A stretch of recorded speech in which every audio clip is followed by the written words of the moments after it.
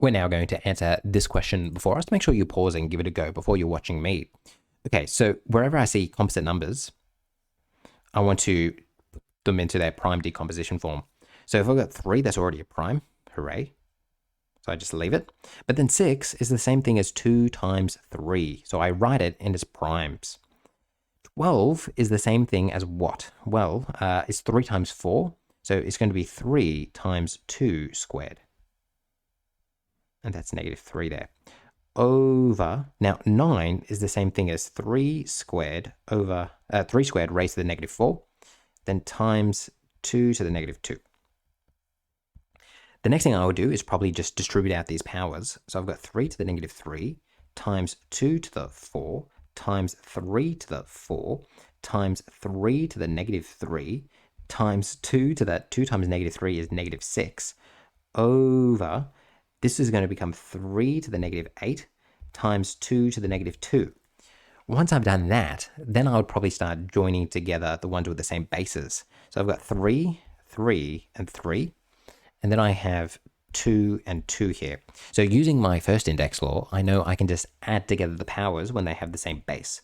So -3 plus 4 is going to be +1, and then -3 will be -2. So that means I'm going to get 3 to the -2. And then over here, I've got 4 plus -6, which will be -2 as well. So 2 to the -2. And then all of this is going to be over 3 to the -8 times 2 to the -2. And then again, we can use our index law that tells us that when we're dividing with the same base, we subtract the indices. So that means I've got this and this that are going to subtract, and I've got this and this that are going to subtract.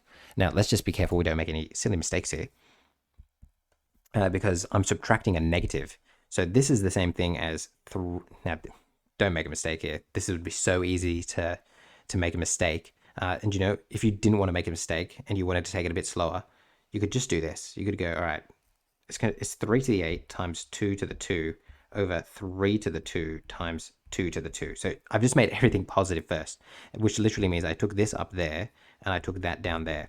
And that is just a safe way to do that, because now when I'm subtracting them, I'm going 8 minus 2 is 3 to the 6, and then 2 minus 2 is 0. So it's times 2 to the 0, which means I'm going to get 3 to the 6 times 1, which is 3 to the 6.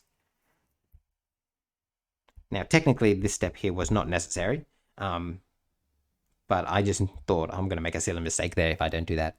So that means my answer is 3 to the 6, and you might know that that's 729. But you could have just left your answer as 3 to the 6. That would have been perfectly acceptable. All right, hopefully you found this useful, and I'll see you in the next one.